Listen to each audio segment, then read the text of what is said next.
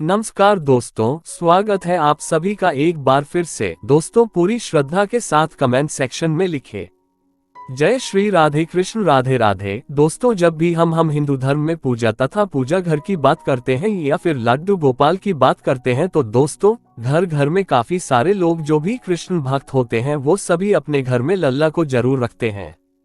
हर घर के मंदिर में प्रायः लड्डू गोपाल देखने को मिलते हैं, पर कुछ लोग शुरुआत में तो भगवान को स्थापित करने के नियम का पालन करते हैं, लेकिन धीरे धीरे बाद में नियमों को अनदेखा कर देते हैं। दोस्तों, अगर आपके घर पे लड्डू गोपाल है तो लड्डू गोपाल की सेवा के अलावा रोजाना के कामों में भी कुछ नियमों का पालन करना आपका धर्म बनता है। आज मैं आपको बताऊंगा कि किस प्रकार से आप अगर घर में अपने लड्डू गोपाल रखते हैं तो आपको एक छोटी सी भूल नहीं करनी चाहिए, वरना आपकी सारी सेवा बेकार हो जाती है। एकदम सच्ची बात है उन करोड़ों कृष्ण भक्तों द्वारा जो अक्सर अपने जीवन में लड्डू गोपाल की नटखट शरारतों के प्रत्यक्ष अनुभव और दर्शनों का महासौभाग्य पाते हैं। जैसे कोई छोटा सा मासूम बच्चा हो और आप उसको पीट दे, लेकिन फिर थोड़ी देर बाद आप उसे प्यार से बुलाए तो वो अपनी माँ को भूलकर आपके पास खिलखिलाते हुए चलाता है। उसी तरह से कोई बड़े से बड़ा पापी भी अगर अच्छा इंसान बनना चाहता है तो वो भी प्रेम से अगर लड्डू गोपाल को बार बार बुलाए तो लड्डू गोपाल ठुमक ठुमक करके हंसते हुए उसके पास पहुँच जाते हैं। हमारे शास्त्रों में लाड़ लड़ाने की बड़ी महिमा बताई गई है। कई लोगों को तो पता ही नहीं होता है कि लाड़ लड़ाना किसको कहा जाता है। लाड़ लड़ाना वो तरीका है जिससे अनंत ब्रह्मांड को जन्म देने वाला, पालने वाला और नष्ट करने वाला परम परमेश्वर आपके बंधन में बंध जाता है। अब यह आपके ऊपर है कि आप उन्हें किस रिश्ते में बांधना चाहते हैं। आप जिस भी रिश्ते से सबसे ज्यादा प्यार महसूस करते हैं, चाहे वो बेटा हो, भाई हो, भतीजा हो, भांजा हो, कोई भी रिश्ता हो, उसी रिश्ते से बिना किसी संकोच के बाल गोपाल को जोड़ें और फिर कुछ दिनों तक उस रिश्ते को नियम से निभाएं। आप चमत्कार देखिए, कुछ दिन बाद भले ही आप उस रिश्ते को भूल जाएंगे पर आपके लड्डू गोपाल नहीं भूलेंगे। दोस्तों, आप देखेंगे आपको महान आश्चर्य होगा कि जब रिश्ता लड्डू गोपाल आपसे निभाते हैं तो दोस्तों, मैं जानता हूँ सुनने में थोड़ा सा अजीब लगेगा और लाड़ लड़ाने में बस यही गहरी मानसिकता होती है कि लड्डू गोपाल से हमारे या आपसे जो भी रिश्ता आपने जोड़ा है, मन ही मन अंदर ही अंदर आप वो रिश्ता निभाते रहें। और मन में अगर भावना करने में दिक्कत आ रही है तो आप चाहे तो कोई भी मूर्ति या किसी भी तस्वीर का सहारा ले सकते हैं। अगर मन में लड्डू गोपाल को खाना खिलाने में एकाग्रता नहीं हो रही है तो मूर्ति के सामने भोग लगाएं। दोनों में कोई अंतर नहीं है। इस प्रेम की सच्ची गाथा मैं आपको एक छोटी सी कहानी के माध्यम से बताता हूँ। आपको सुनकर बहुत ही आश्चर्य होगा। एक बार की बात है, दो बूढ़ी औरतें थीं। दोनों ही वृद्ध स्त्रियां थीं। दोनों पड़ोसन थी और उन दोनों में बहुत ज्यादा दोस्ती थी। उन दोनों का संसार में कोई नहीं था, इसलिए एक दूसरे का हमेशा साथ देती थी, एक दूसरे का हाथ बटाती थी। एक स्त्री उसमें से हिंदू थी और एक जैनी थी जो हिंदू थी। उसने अपने घर में लड्डू गोपाल को विराजमान किया हुआ था और हर दिन बड़े ही प्रेम से लड्डू गोपाल की सेवा करती थी। उनको स्नान कराती थी, धुले कपड़े पहनाती थी, दूध, फल आदि भोग अर्पित करती। ये उसका नियम था। वो स्त्री लड्डू गोपाल के भोजन का विशेष ध्यान रखती थी। सर्दी हो, गर्मी हो, बरसात हो, हर समय हर मौसम के हिसाब से लड्डू गोपाल को खाने की चीज खिलाती। नए वस्त्र, खिलौने आदि बाहर जाती तो भी लेके आती थी। लड्डू गोपाल के लिए उनके मन में बहुत ज्यादा प्रेम था और हर समय सेवा भाव में लगी रहती। दोस्तों, एक बार हिंदू वृद्धा 1 महीने के लिए तीर्थ यात्रा पर जा रही थी। दूसरी स्त्री को भी उन्होंने चलने के लिए बोला, किंतु वो अधिक वृद्ध थी, इसलिए उन्होंने मना कर दिया। अब कुछ दिन बाद वो हिंदू वृद्धा तीर्थ यात्रा के लिए निकल गई। उसके जाने के पहले उस पहली वाली हिंदू स्त्री ने उनको लड्डू गोपाल की सारी सेवा समझाई और पूछा कि आप लड्डू गोपाल की सेवा कर लोगे। जैन मिस्त्री ने हाँ बोल दिया और शुरू से वो बहुत उत्साहित थी कि उसको लड्डू गोपाल की सेवा का अवसर प्राप्त किया। उस दिन उसने बड़े प्रेम से लड्डू गोपाल की सेवा की, भोजन कराने से लेकर रात तक के शयन तक सभी कार्य पूर्ण श्रद्धा के साथ किए और जैसे जैसे बताया था जैन स्त्री ने वैसे वैसे किया और वो अपने घर शयन के लिए चली गई। जब अगले दिन वो लौटी लड्डू गोपाल की सेवा के लिए तो उसने लड्डू गोपाल को स्नान कराने की तैयारी की थी और जब वो लड्डू गोपाल को स्नान कराने लगी तो उसने देखा कि लड्डू गोपाल के पांव पीछे की ओर मुड़े हुए हैं। उसने पहले कभी लड्डू गोपाल के पांव नहीं देखे थे। जब भी देखा था उनको वस्त्रों में देखा था। दोस्तों अब वो ये नहीं जानती थी कि लड्डू गोपाल के पांव हैं ही। ऐसे घुटनों के बल बैठे हुए लड्डू गोपाल के पांव पीछे की ओर देखकर वो डर गई। सोचने लगी ये मेरे लड्डू गोपाल को क्या हो गया, इनके पांव कैसे मुड़ गए। उसने उस हिंदू वृद्धा से सुन रखा था कि लड्डू गोपाल जीवंत होते हैं। उसने मन में विचार किया कि मैं इन पैरों की मालिश करूंगी, हो सकता है इनके पांव ठीक हो जाए।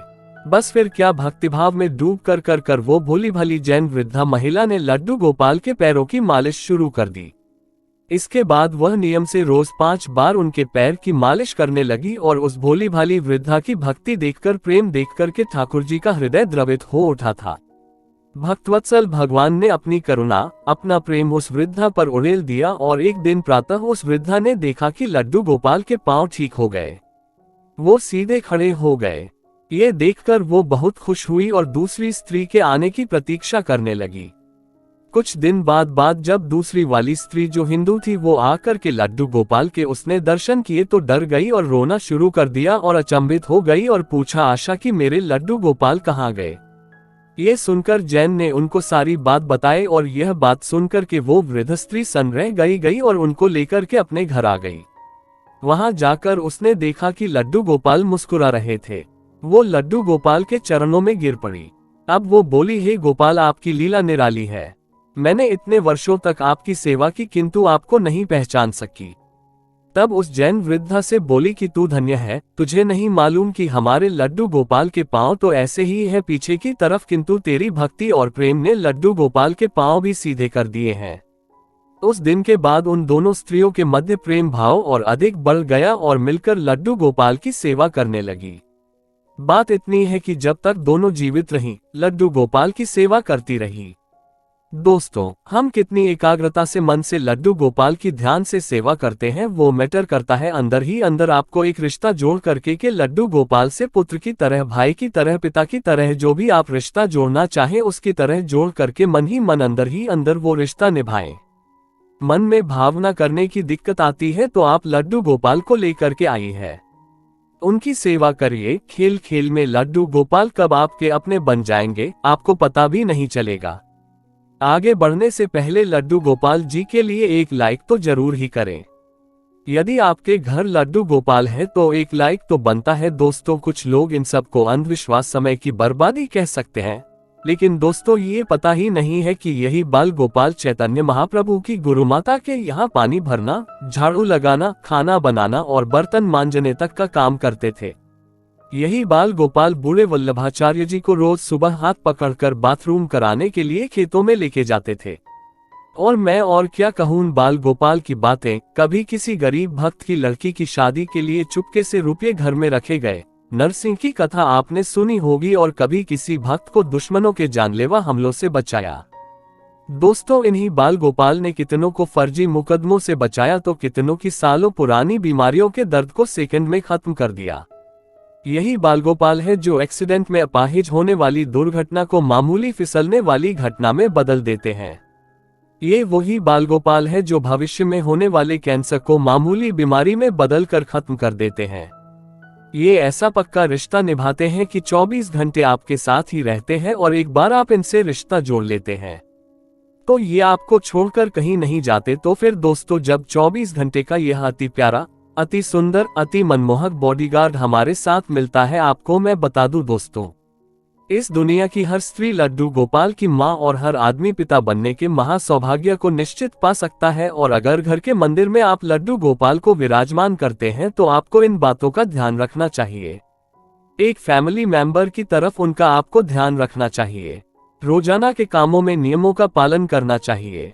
सबसे पहले मन में यह बात बिठाना बहुत जरूरी है कि जिस भी घर में लड्डू गोपाल जी का प्रवेश हो जाता है वो घर लड्डू गोपाल जी का हो जाता है। इसलिए मेरा घर है, इस भाव को मन में समाप्त करें और लड्डू गोपाल जी का घर है, इस भाव को अपने मन में सबसे पहले आपको घर करना चाहिए।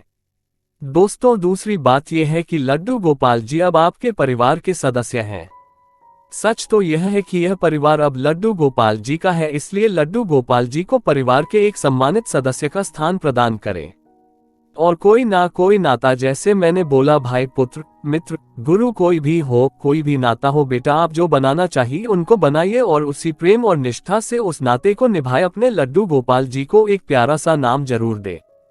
कोई लल्ला कहता है, कोई कान्हा कहता है, कोई लाला कहता है, जो इच्छा नाम आप दे वो जरूर परिवार के सदस्य की जैसे आप आवश्यकताएं पूरी करते हैं, उसी तरह से एक लड्डू गोपाल जी का आपको हर समय उनकी आवश्यकताओं का ध्यान रखना चाहिए। कोई विशेष तामझाम नहीं करना है, आपके प्रेम और भाव के भूखे हैं। इसीलिए जितना प्रेम हो आपके अंदर, जितना भाव आप अर्पित कर सकते हैं, बस वो उतना आपके हो जाते हैं। किसी भी घर में प्रवेश के साथ ही लड्डू गोपाल जी की प्राण प्रतिष्ठा हो जाती है। कोई अलग से प्राण प्रतिष्ठा की उनकी जरूरत नहीं होती, इसलिए उनको मात्र प्रतिमा न समझ करके घर के एक सदस्य के रूप में उनके साथ व्यवहार करना चाहिए। उन्हें एक सुंदर सा आसन देना चाहिए। उनकी स्थापना आपको सुंदर से आसन पर करनी चाहिए। आसन लाल, पीले या केसरिया रंग का हो, बेल बूटों से, रत्नों से सजा हुआ हो, ये उनको बहुत ही प्रिय होता है। दोस्तों, इसके बाद भगवान के चरण धोए, भगवान के चरणों को धोते हैं, उसको पाक कहते हैं और इसमें शुद्ध पानी भरकर फूलों की पंखुड़ियां उसमें आपको डालनी चाहिए। रोज उनको स्नान कराना चाहिए, जैसे हम रोज स्नान करते हैं, रोज उनको स्नान कराएं। प्रतिदिन सुबह सुबह प्रेमपूर्वक उनको जगाना चाहिए। जागो मोहन प्यारे, प्यार से एक भजन गाए, गीत गाइए जो आपको आता है, सिर्फ बोले लाला उठ जाओ लाला। इस प्रकार से हाथ जोड़ करके लाला के आगे आप हाथों को फैला करके उनको जगाया। आप देखेंगे आपका दिन कितना खूबसूरत होने वाला है। दोस्तों, जब आप उनको स्नान कराएंगे, इसको हम स्नानियम कहते हैं, और उनको स्नान कराने के लिए प्रयोग में आने वाले जो द्रव्य होते हैं, पानी, दूध, इत्र और सुगंधित पदार्थ, इनको स्नानियम कहते हैं। स्नान कराने के समय आपको ये बात ध्यान रखनी चाहिए कि जिस तरह घर का कोई भी सदस्य सर्दी में गर्म पानी और गर्मी में ठंडे पानी से स्नान करता है, उसी प्रकार से लड्डू गोपाल जी के स्नान के लिए मौसम के अनुसार पानी का चयन करना चाहिए।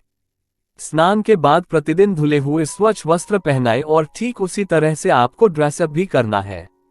जैसे ठंड में ऊनी वस्त्र पहनाते हैं, गर्मियों में आप सूती वस्त्र पहनाते हैं, इसी प्रकार के वस्त्र उनको पहनाने चाहिए।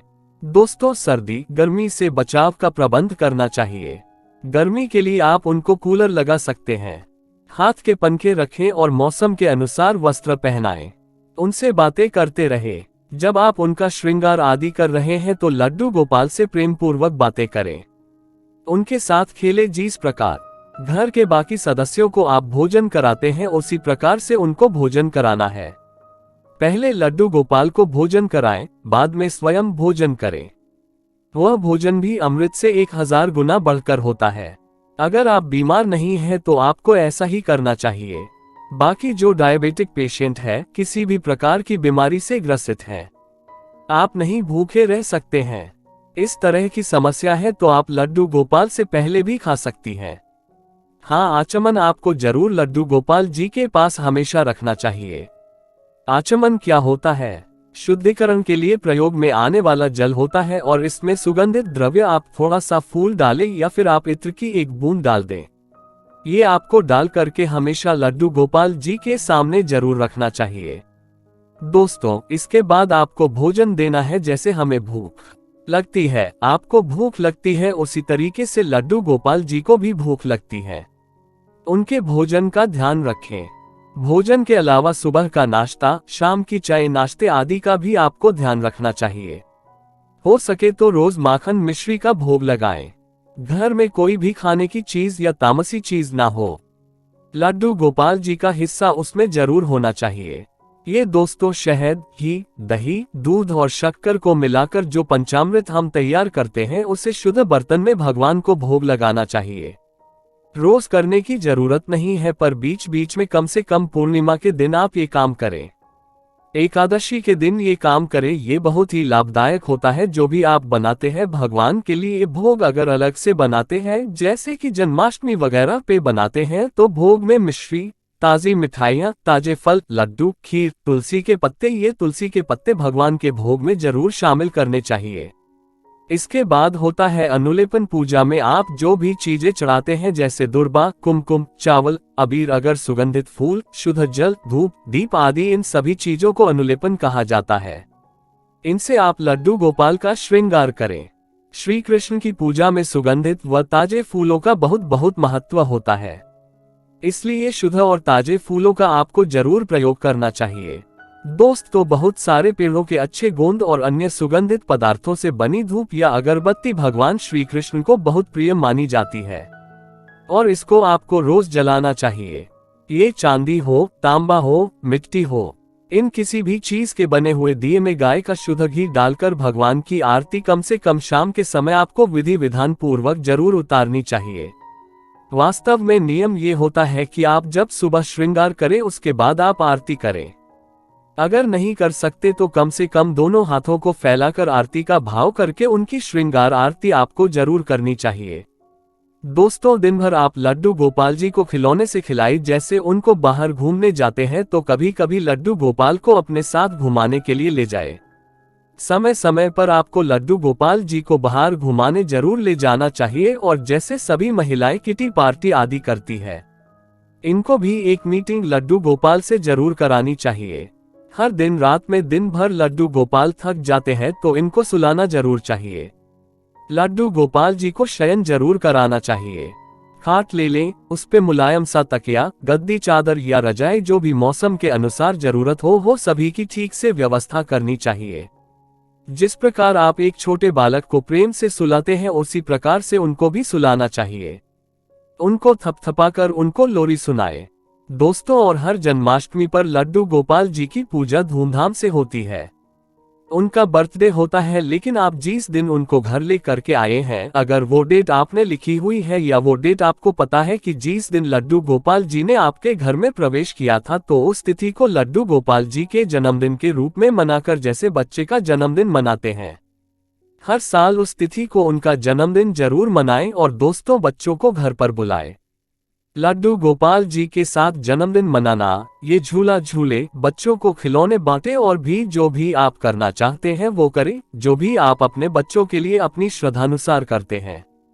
यदि इन बातों का ध्यान दिया जाए तो आप देखेंगे लड्डू गोपाल जी बहुत जल्दी आपके घर में आपके सदस्य की तरह हो जाते हैं और आपके जैसे मैंने बताया कि बॉडीगार्ड बन जाते हैं। आपके ऊपर कोई विपदा, कोई मुसीबत आपको छू भी नहीं सकते।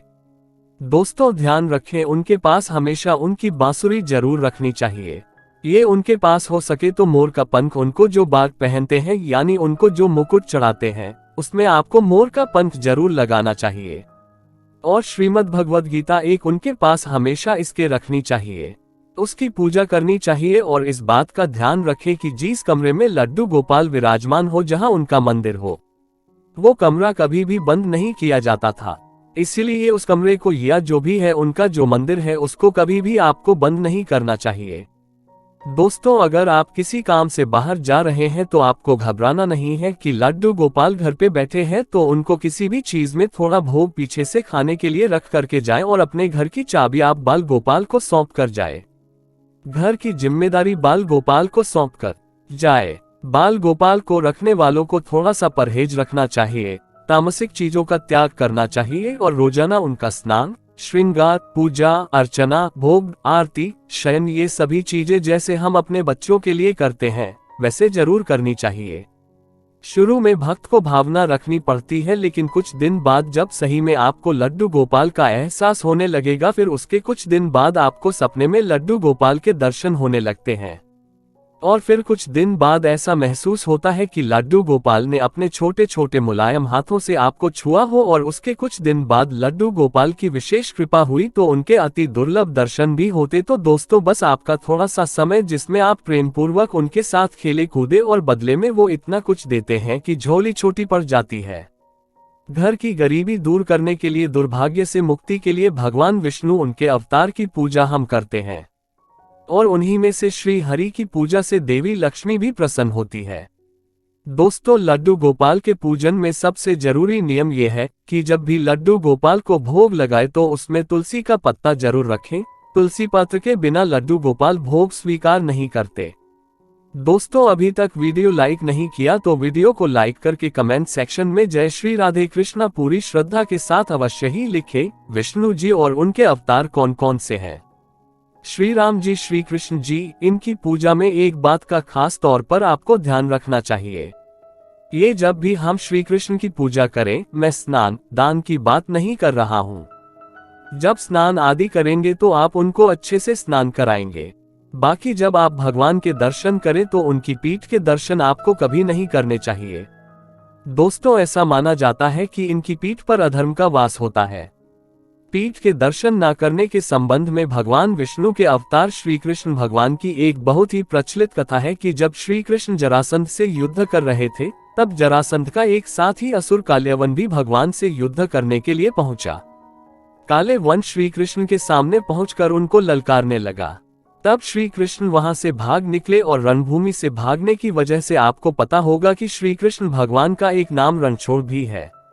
जब श्री कृष्ण भाग रहे थे तो काल्यवन भी उनके पीछे पीछे भागने लगा और जैसे भगवान रणभूमि से भागे, क्योंकि काल्यवन के पिछले जन्मों के पुण्य बहुत अधिक थे और श्री कृष्ण किसी को भी तब तक सजा नहीं देते जब तक कि पुण्य का बल शेष रहता है, और कृष्ण जी की पीठ देखते हुए काल्यवन भागने लगे। इससे उनका अधर्म बढ़ने लगा। क्योंकि भगवान की पीठ पर अधर्म का वास होता है, उनके दर्शन करने से अधर्म बढ़ता है। जब काल्यवन के पुण्य का प्रभाव खत्म हो गया तब श्री कृष्ण एक गुफा में चले गए। दोस्तों, गुफा में जहां मुचुकुंद नाम का एक राजा निद्रासन में था। मुचुकुंद को देवराज इंद्र का वरदान था कि जो भी व्यक्ति राजा को नींद से जगाएगा, राजा की नजर पड़ते ही वो भस्म हो जाएगा। काल्यवन ने मुचुकुंद को कृष्ण जी समझकर उठा लिया और राजा की नजर उस राक्षस पर जैसे ही पड़ी तो ही राक्षस वहीं भस्म हो गया। इसलिए भगवान श्री हरि की पीठ के दर्शन निषेध है, क्योंकि इससे हमारे पुण्य कर्म का प्रभाव कम होता है और अधर्म बढ़ता है। हमेशा विष्णु भगवान के मुख की ओर से ही उनका दर्शन करना चाहिए। दोस्तों, श्री हरि की पीठ के दर्शन करने से अधर्म आ जाता है और इस पाप से मुक्ति के लिए कठिन चांद्रायण व्रत करना पड़ा है। इस व्रत के कई नियम बताए जाते हैं। जैसे जैसे चंद्र घटता है, ठीक उसी प्रकार से खान पान में कटौती करनी पड़ती है। अमावस्या के दिन निराहार रहना पड़ता है। अमावस्या के बाद जैसे जैसे चांद बढ़ेगा उसी तरह से खान पान में बढ़ोतरी की जाती है और पूर्णिमा के बाद ये व्रत पूर्ण होता है। ऐसा करने पर भक्त की आराधना से श्री हरि प्रसन्न होते हैं और सभी मनोकामनाओं को पूर्ण करते हैं। कई लोग उनकी पीठ गलती से देख लेते हैं और उनका जीवन परेशानी में चला जाता है।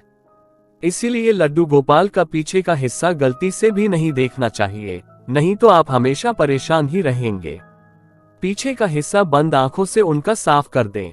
हाथों की सहायता से अगर आप स्नान करा रहे हैं तो उनके पीछे का हिस्सा मत देखना। दोस्तों, इसीलिए कोशिश करें ऐसा व्रत करने की नौबत ही ना आने दें। आपको विष्णु भगवान के किसी भी प्रतिरूप की, चाहे वो लड्डू गोपाल हो, आपको कहीं लल्ला हो, कृष्ण भगवान हो, कहीं पर भी श्री राम जी हो या विष्णु भगवान का मंदिर हो, उनके पीठ के दर्शन ना करें। दोस्तों, जोड़ लीजिए, ये खूबसूरत सा रिश्ता हर इंसान अकेला है और जरूरत के वक्त ये कृष्णा ही है। हमारे बाल गोपाल ही है जो हमेशा हमारे साथ होते हैं। बस एक बार जरूरत है सच्चे विश्वास की। तो दोस्तों, हमारे चैनल के माध्यम से आज के लिए बस इतना ही। वीडियो को एक लाइक अवश्य करें। चैनल को सब्सक्राइब करके बेल आइकॉन का बटन अवश्य ही दबा दें। लड्डू गोपाल का ये वीडियो अपने दोस्तों के साथ शेयर करना बिल्कुल भी ना भूलें। मिलते हैं अपने अगली वीडियो में, तब तक के लिए धन्यवाद। अपना ख्याल रखना दोस्तों। जय श्री राधे कृष्णा। राधे राधे।